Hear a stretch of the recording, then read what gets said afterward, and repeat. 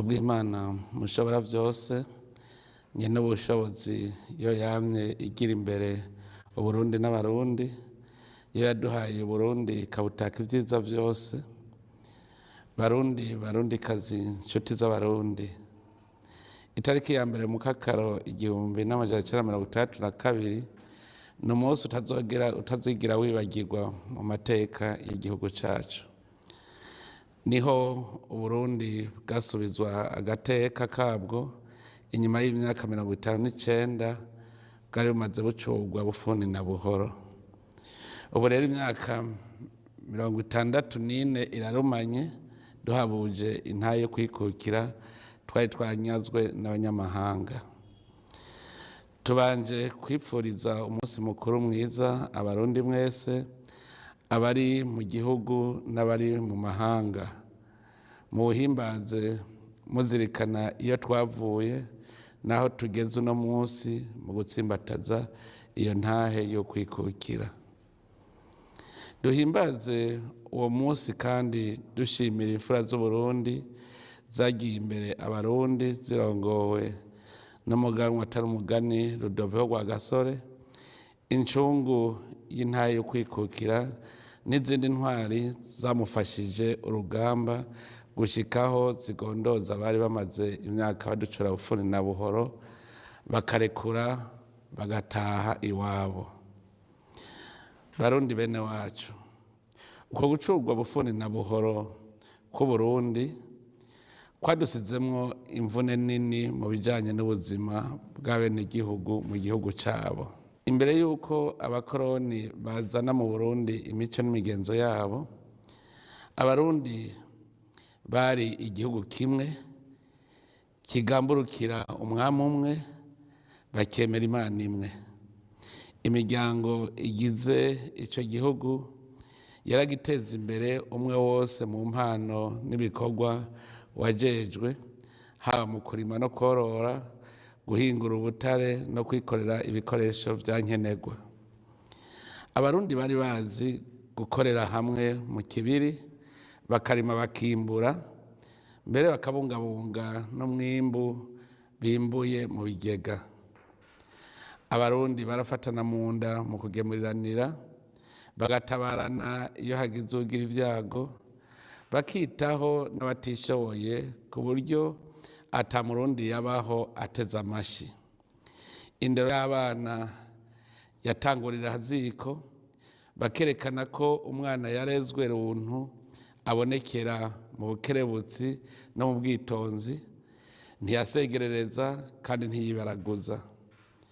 Nta njyane zabazwa hagati y'abarundi, kanatsinda bose bari bene mugabo umwe, bose barabose rimwe, bose bari bazi ko igihugu ariyo mpetso yabo, nico gituma bakibungabunga bakongera bakakigwanira. Bakavantara bamaze gushika, baratituye izo ngendo n'ingiro nziza vyaranga abarundi. Baratesheje abarundi akaranga kabo bwite, bajana n'ivyo ababacura bufuni na buhoro baberetse. Aho hambere umwami yari igiti giturirwa, ariko bobo baramuhangaye, bashigikira abagarariji Kirima n'Amaconco mu gihugu. Ngo bakubise umwungere intama zirasanzara, bwa bumwe abarundi bungira ku bikorwa n'intwaro yabo barabusambuye.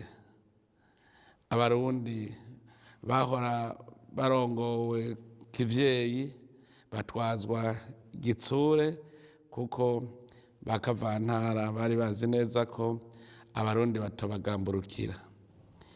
Ndetse no mu bijanye n'iterambere barabavuna inkokora mu kubabuza kurya uturyoshe kandi ngirakamaro mu mubiri nk'amagi, inkoko n'amasoro, gushikaho baca umugani ngo uwabirimye siwe yabiriye. Kumwe Abafilisitiya bagira bene Isirayeli, nta mucuzi yabakirangwa mu gihugu, kuko abakoroni bavuga bati abarundi ntibagacure imyampi n'amacumu, kuko ari vyo vyabagwanije imyaka indwi yose. barundikazi, inshuti z'Uburundi, ubukoroni bwarasize ibikomere bikomeye mu Burundi. Mu vya mbere barahungabanije inzego z'igihugu cacu cari cubakiyeko. Umwami Sebarundi asigara ahabwa amategeko n'abanyamahanga ataho vyakabaye. Ubukoroni bwarabivye umugera w'amacakubiri mu Burundi, mu kugira mu bana b'Uburundi bankunzi n'abanyagupfa kugira ngo batere mu bose rimwe ishari n'inzigo, ngo Barundi bacanemwo ntibaheze ngo bashobore kunama rimwe nk'abavukanyi nk'uko vyari biri imbere y'umuzo w'abakoroni. Ni ukuvuga ko Abarundi baciye babana nka babandi dusoma muri Bibiliya bariko bubaka ikizu c'ikibaberi, hanyuma Imana ikabayoberanya indimi ntibasubira kubaka. No mu Burundi vyabaye uko. Mu gisata c'ubutunzi ubwa mbere hoho igihugu arico cibare c'Abarundi barakinyaze bakigira icabo bakoreramwo ivyo bishakiye. Ubutare barimba bagatwara, Abarundi bakabakoresha nk'abakozi babo. Guhera ico gihe igihugu c'Uburundi nticasubiye kuba umurima rusangi, umwe wese yaciye yihariza akarima kiwe, ikibiri kiba kiraciwe mu gihugu. Abadagi bamaze kugenda, Ababirigi bagize Uburundi intara y'Ububirigi.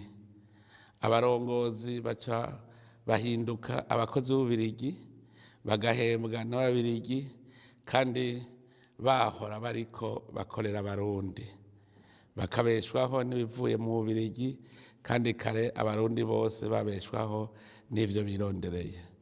Kuva ico gihe c'abakoroni ibintu vyarahindutse, uwize wese yacaba nk'umukozi w'Ububirigi akabeshwaho n'Ububirigi. Arico gituma bavuga ko ukize akiri wabo, ubukize akiri isuka. Nico gituma n'ubu umuzirikanyi mubize ugumurebagana uraba Ububirigi. Igihugu c'Uburundi nticasubiye kuba ic'Abarundi gusa. Umugwa mukuru umaze kuba usumbura, uretse ko Ababirigi bari bacigaruriye aribo bagitwara, n'Abanyarwanda n'Abanyekongo bo mu buseruko batwarirwa i Bujumbura. Ucumengo rero noneho igihugu c'Uburundi cabaye ic'abanyamahanga. Mu burongozi wasangamwo Ababirigi, Abarundi, Abanyekongo n'Abanyarwanda. Nico gituma mbere ku munsi nk'uwu Abanyarwanda bo n'imiburiburi baba bakwiye kuza i Bujumbura bagahimbazanya natwe uyu munsi mukuru, kuko urugamba rwo guharanira intahe yo kwikukira y'u Rwanda n'Uburundi rwagwaniwe i Bujumbura. Barundikazi, inshuti z'Uburundi, mu guharanira intahe yo kwikukira Ababirigi bobo babona ko Abarundi bagomba kubanyaga intara yabo. Arico gituma intwari z'Uburundi baciye bazinyaga ubuzima, barabagandagura. Ndetse kubera bagiye batagiye, bagiye banyegeje n'ibirombwe bimbamwo ubutare, baca basiga inyigisho mu mashure ivuga ko agataka k'Uburundi atatunga ririmwo, kugira ngo ntihagire n'uwuzocutsa umutima wo kurondera ubutare bwotunga Uburundi. Nuno musi baracavuga ko Uburundi arico gihugu ca mbere gikenye kw'isi, kandi bazi ko dufise umutahe Imana yaduhaye aribwo butare. Mu kugenda kandi ntibemeye gusigira igihugu indongozi zagiharaniye, bahisemwo kugandagura abaharaniye kwikukira kugira ngo igihugu bagisigarane abo bizeye ko aribo babakujije mu ndero no mu muzirikanyi, aribo bari bahurikiye mu mugambwe PDC, umugambwe rukristu w'abakunda intwaro ya demokarasi. Nico gituma basize babigishije gutoteza uwo wese yaharaniye ukwikukira canke igisanira ciwe. Ni nayo mvo yatumye indongozi basize ziguma zitwarira ku karangamutima k'amacakubiri yabibwe n'abakoroni gushika mbere aho zihibara zigatunganya n'ihonyabwoko, ariko kakaba kamizwe n'ingoma kandi vyakorwa izuba riva.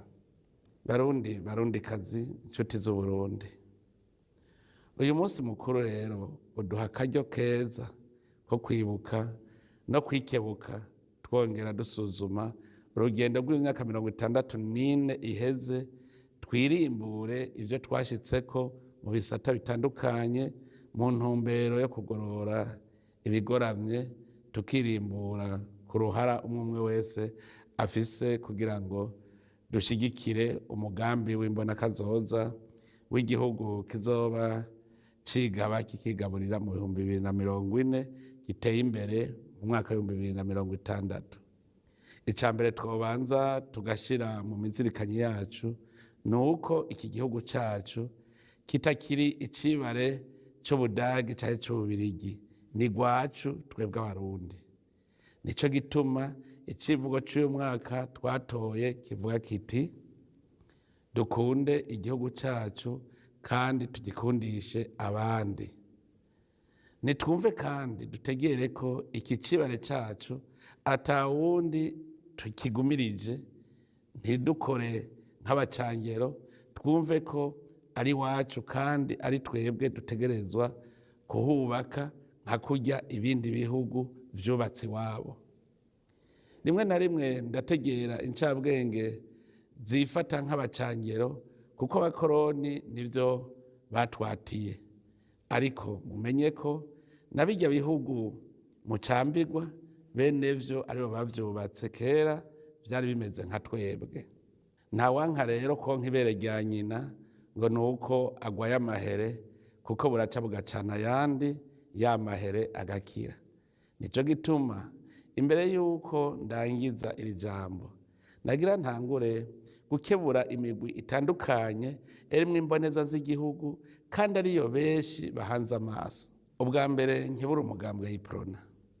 Umugambwe w'Iprona umenye ko ubwa mbere ariwo abaharaniye ukwikukira bakomokamwo, kandi ko muri urwo rugamba baciye bawuca umutwe bakagandagura indongozi zawo. Mumenye ko iyo ngendo yo kunigira mu meshi ukwikukira ku Burundi yabandanije gushikaho batembagaza intwaro ya cami kugira ngo barandurane n'imizi akarangamutima kama k'intwaro y'u Burundi ngo ntidushobore kwiganza. Igihe higanza umugambi umwe mu gihugu iyindi gafutwa, mugube mwibuka ko umugambwe waciye wiganza, indongozi zibona kure zagandaguwe, ugasigara urongowe n'abapedese batashaka ko Burundi bwikukira. Turabasavye murandurane n'imizi umugambwe w'Iprona, agatima kakirebagana k'ubukoroni, kuko umengo n'ubu Uburundi ni cibare turariririye umukoroni.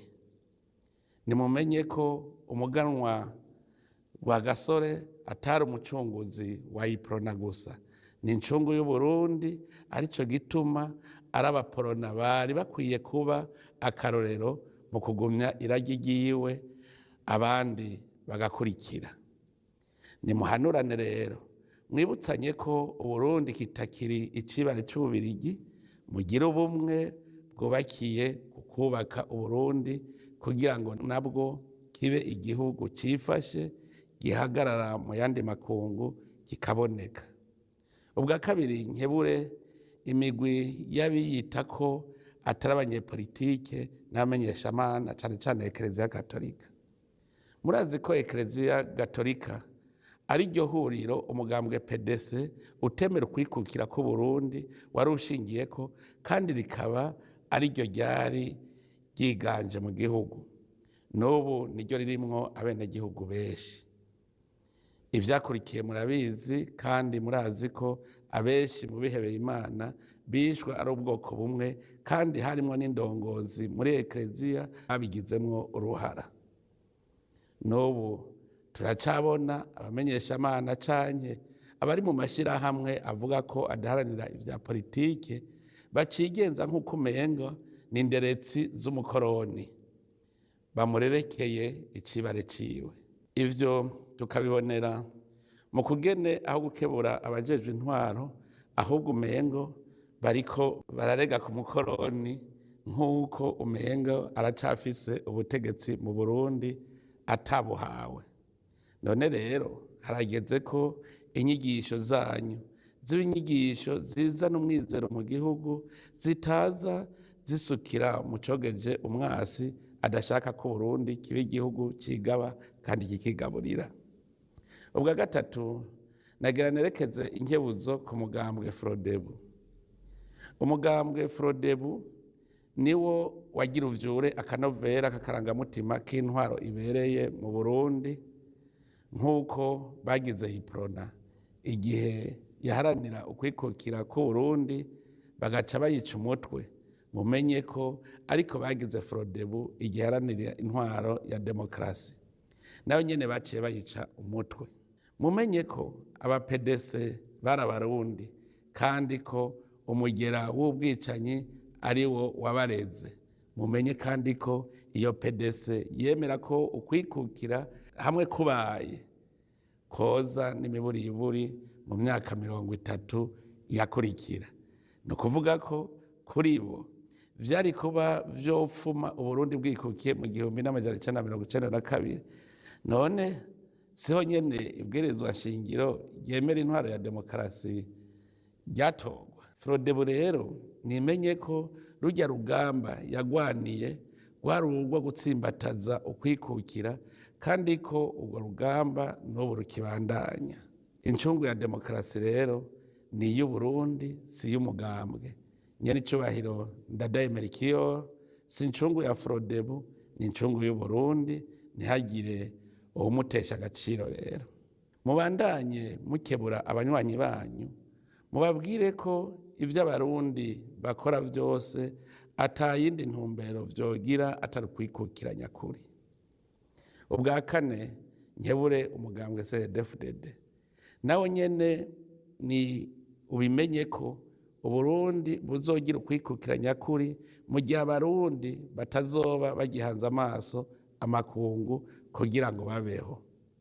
Dutegerezwa gukora gushikaho Uburundi buhagarara mu yandi makungu bakabubona ijunja. Mumenye ko uwo mugambwe CNDD-FDD uhurikiyemwo Abarundi bose biyemeje guteza imbere igihugu. Muri abo Barundi cane cane incabwenge harimwo abaciyumvira ko kugira bagire ubuzima bwiza ari ukurindira ico umunyamahanga avuga canke ubuhanuzi bumuvuyeko.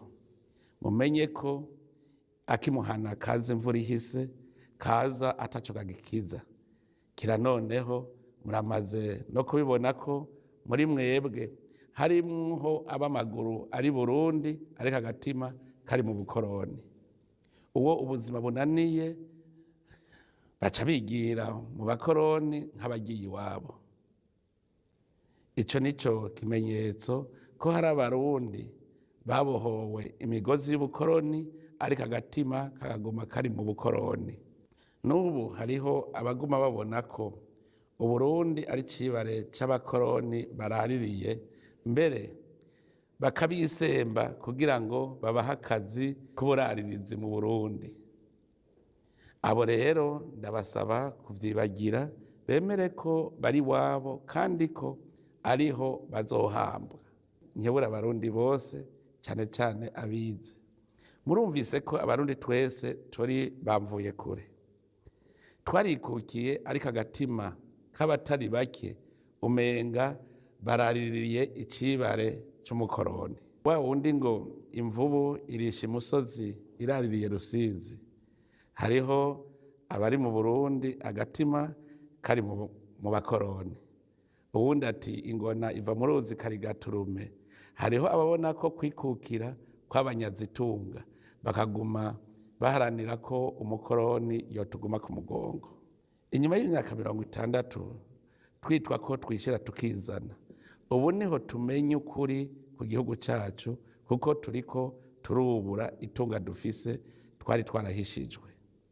Inyuma y'imyaka 60 twishira tukizana, n'ubu turacashaka kugendera ku macakubiri yabibwe mu Burundi n'umukoroni. Indongozi ziraciharura mu bwoko kandi tuzi ko ubutegetsi butagira ubwoko. Hariho amashyirahamwe yigenza nk'uko arerekeye umukoroni, bakarega leta nk'uko umengo bababwira nyaritongo ngo aze gusohora ubutegetsi bw'u Burundi. Nagira namwe ndabatangariza icese ko ngaha ari mu Burundi icibara Imana yahaye abarundi kandi ko atawuzobasohoramwo. Nimwe abamushaka ko dutera imbere nk'ayandi mahanga, nimwicare ngaha dukore, kuko n'abarya bateye imbere barakuye amaboko mu mpuzu, barakora, none barateye imbere. Barundi kazi, inshuti z'Uburundi, ico nababwira kuri uyu munsi nuko umurundi wese yobanza kumenya kandi akemera ko yikukiye abishaka kandi abinyotewe.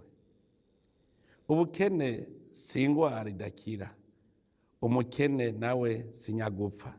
Na kare barayamaze bati umukene adakehaniwe n'amagara ntabura ico yikenuza.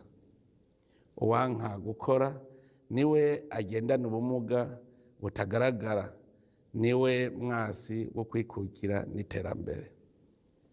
Abasi bo kwikukira bariho, sabandi nabo bose badakunda igihugu cabo, badakunda ibikorwa, bashaka kurya ibyo batabiriye akuya. Abo rero no kubahanura vyase no kubaharira ivomo. Ndazi ko mu ruvyaro rwacu tugifise umwandu w'ubukoroni, ngira ngo kubera twize nabi canke twonkejwe nabi tukazingama, ariko haracariho ivyizigiro. Uburundi ni igihugu gitunze umutahe ukomeye. Hamwe twokwivyukiranya nta gisivya, turabarurangiranwa. Tumenye ko ivyo turirana hariho abandi babiririra. Ivyo bihugu duhurumbira twokura amaboko mu mpuzu, aho bukera navyo bizoduhurumbira. Ico ndabasaba nuko twoguma hafi y'urwaruka rwacu, uruvyaro rushasha rutanduye umwandu w'ubukoroni, kuko ari umutahe ukomeye dufise mu Burundi bw'ejo.